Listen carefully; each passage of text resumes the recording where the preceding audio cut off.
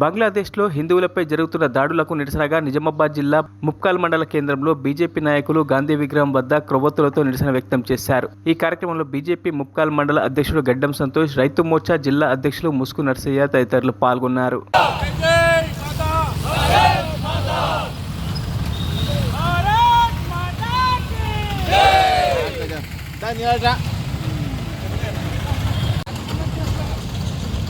పక్కన బావా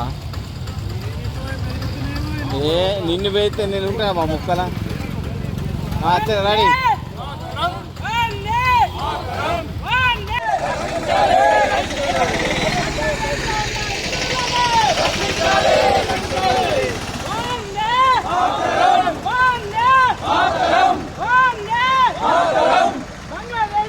మరిన్ని అప్డేట్స్ కోసం మా ఛానల్ని సబ్స్క్రైబ్ చేయండి.